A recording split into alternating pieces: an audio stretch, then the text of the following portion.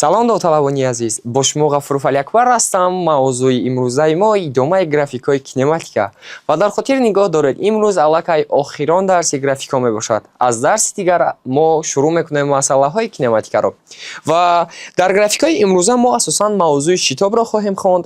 дар мавзӯи шитоб чӣ тавр мо аз рӯи график шитобро муайян мекунем ё ин ки аз рӯи он мо намуди ҳаракатро муайян мекунем, ё дар баъзе саволҳои качқатан мо шитоби марказравро низ чӣ муайян мекунем.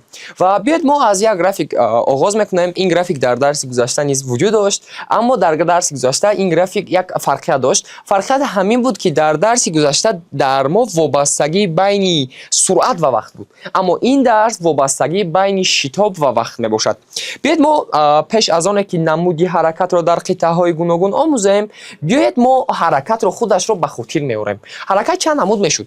ҳаракат аз рӯи суръат ба ду гурӯҳ ҷудо мешуд: ҳаракати мунтазам ва ҳаракати номунтазам. ҳаракати мунтазам ин ҳаракате буд, ки дар он суръат тағйир намеёфт, ва ҳаракати номунтазам ҳаракате буд, ки дар он суръат тағйир меёфт. ва мо як бузургӣ доштем. Ин бузургии мо ном дошт чӣ? Шитоб.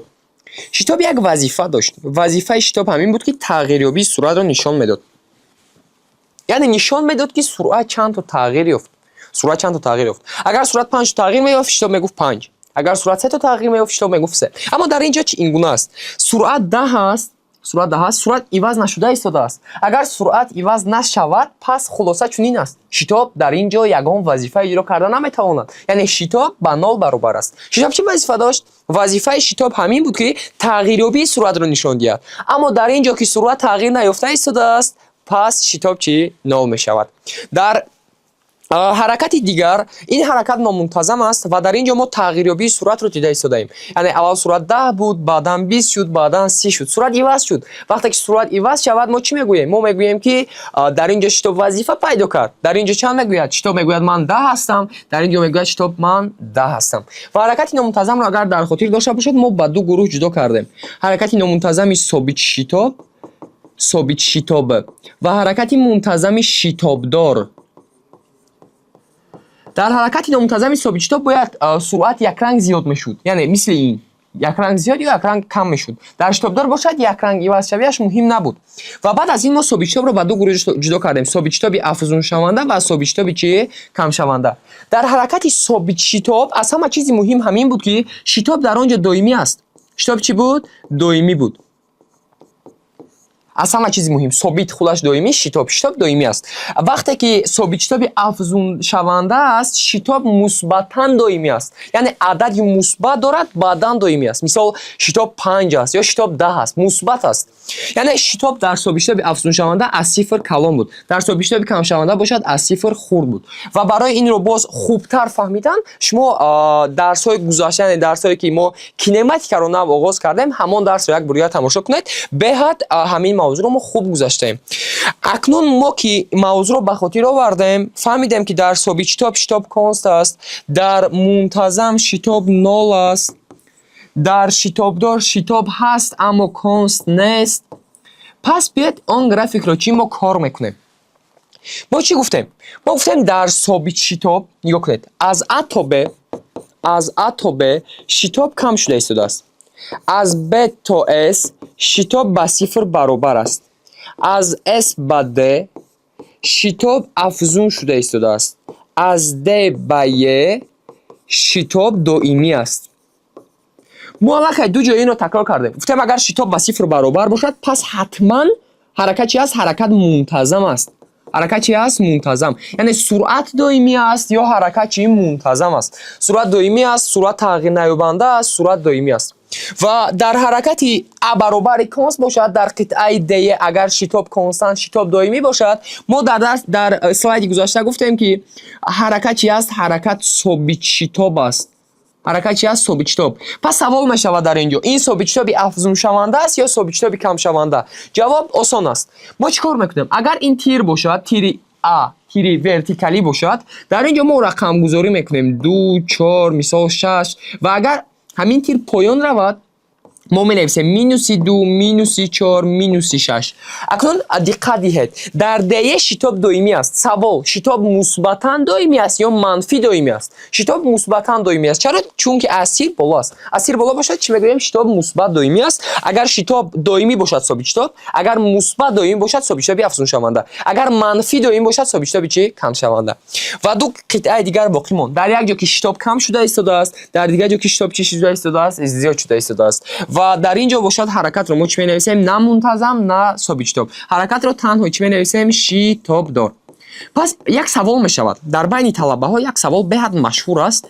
میگوید ما که ثابت شتاب افزون شونده میگوییم، ثابت شتاب افزون شونده میگوییم، پس چرا قطعه اس ثابت شتاب افزون شونده نشود؟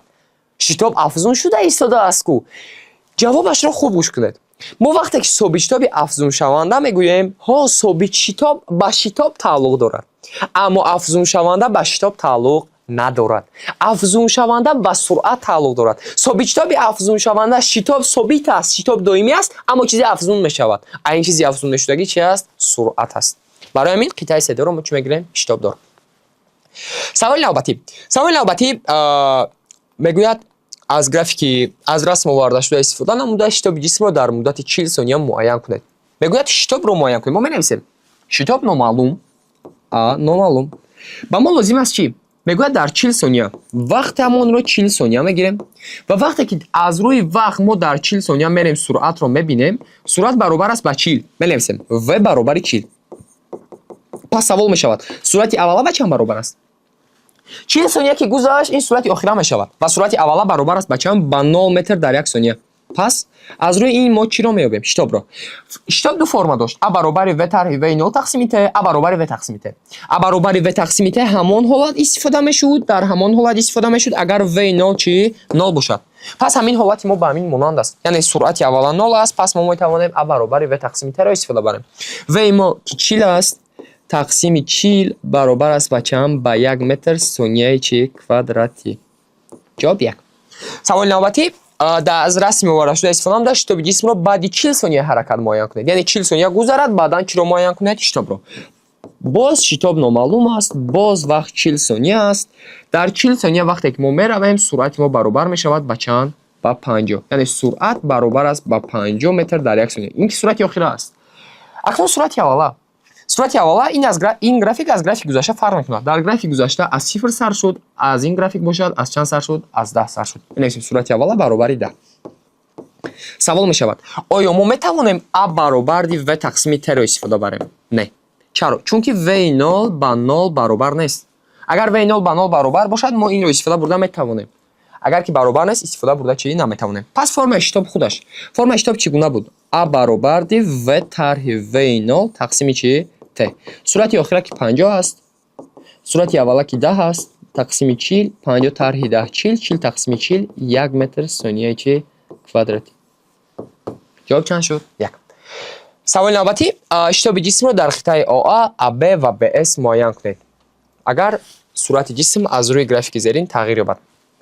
پس بنویسیم ما گرافیک رو در سه قطعه معین کردن میخواهیم. در قطعه AA شتاب نامعلوم، سرعت اوله، سرعت آخره و وقت. در قطعه AA سرعت از 0 سر شد تا A با چند برابر شد؟ با 60 برابر شد. یعنی سرعت اوله از 0 تا 60. چقدر وقت گذشت؟ ما وقت رو میبینیم. اگر تا A رفته باشد وقتش با چند برابر است؟ بین 10 و 20 چند است؟ بین 10 و 20 میشود 15 ثانیه. اکنون شتاب رو میابیم. فرم شتاب چگونه بود؟ ا برابر است با و طرح و 0 تقسیم ت.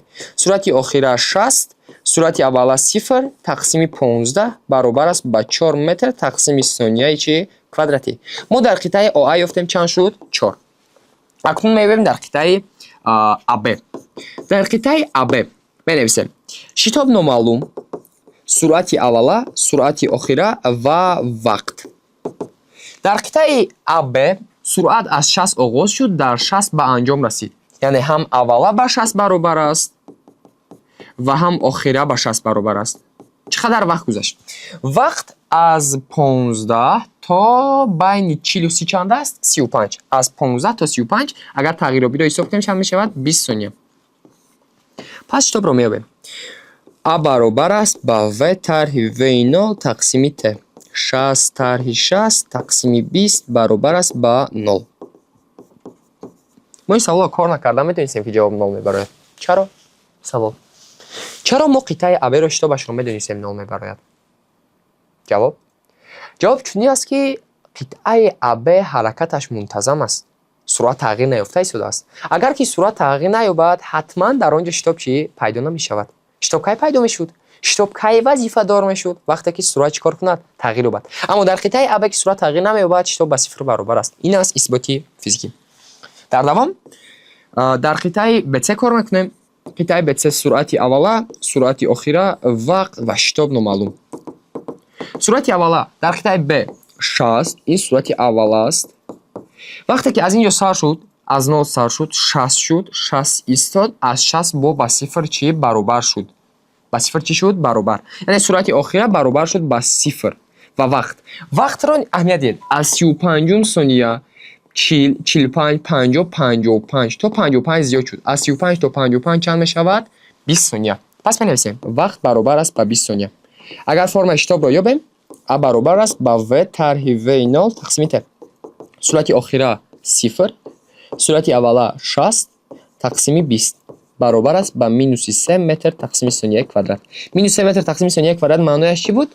سرعت در یک ثانیه 3 متر ثانیه کم می شود. در دوام راهی طی کرده در رسم سرعت حرکت دو جسم وابسته به وقت نشان داده شده است. در 7 ثانیه حرکت جسم یکم و جسم دوم چقدر مسافت را طی نمود. یعنی ما باید چی را یابیم؟ راهی طی کرده را. در اینجا یک موضوع رو خوب بگذاریم. برای که راه را یابیم دو نمودی حرکت کرده میتوانیم. اگر حرکتی منتظم کنیم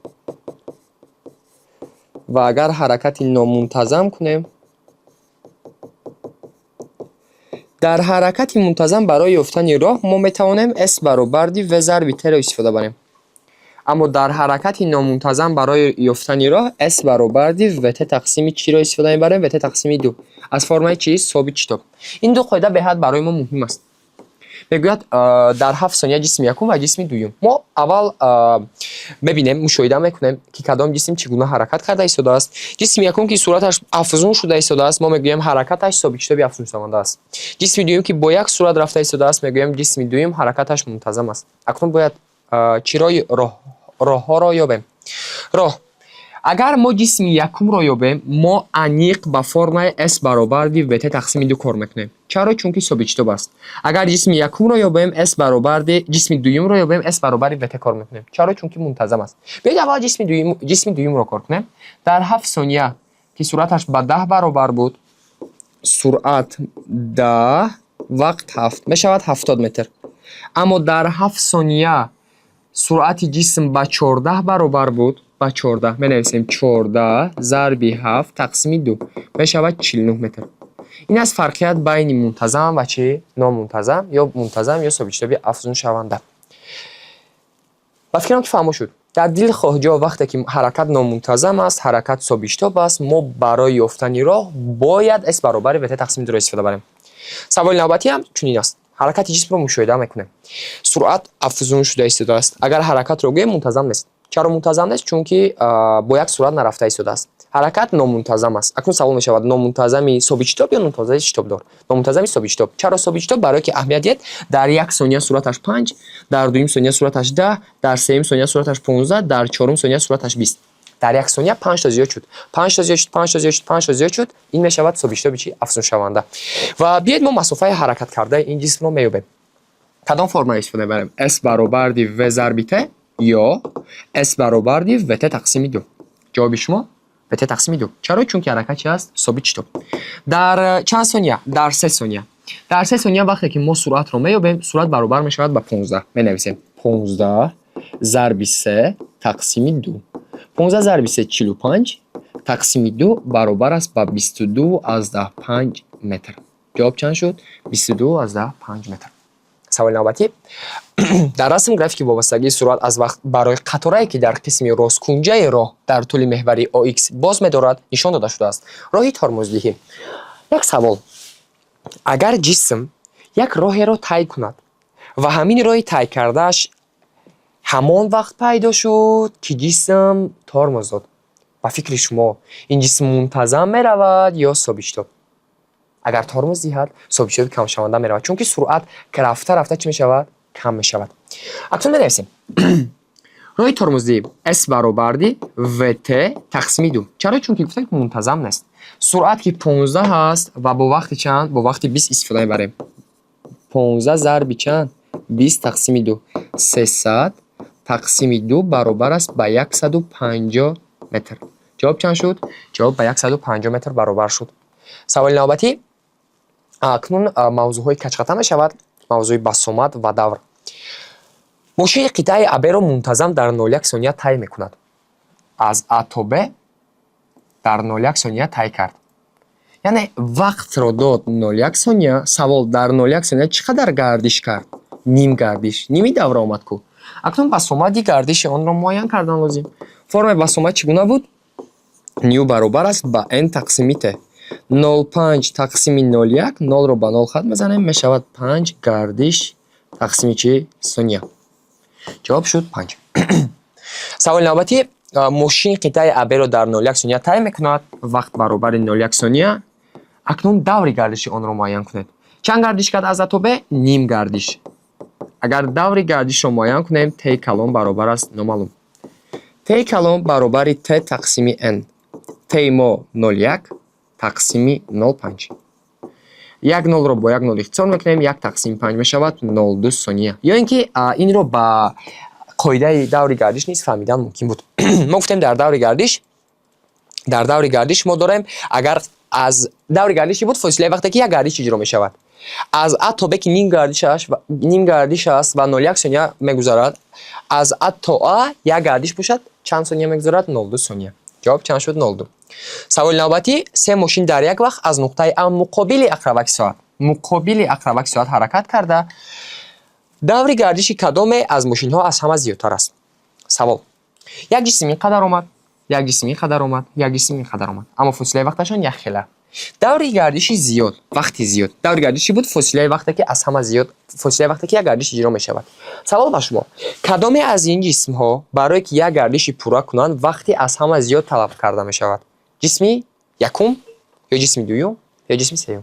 ҷавоб чӣ мешавад? ҷисми сеюм. чунки ҷисми якум аллакай расид, ҷисми дуюм баъди он мерасад ва ҷисми сеюм аз ҳама чӣ дер мерасад. даври зиёд, фосилаи зиёд, фосилаи вақти зиёд бояд ту дертар расӣ. саволи навбатӣ. сақҳои дар расм ёфта аз нуқтаи А ҳаракатро мунтазам сар карда, агар сақҳо дар нуқтаи Б аз ҳаракат боз монад, ба кадом кунҷ гардиш мекунад? ҳамин тӯбча беҳад муҳим аст.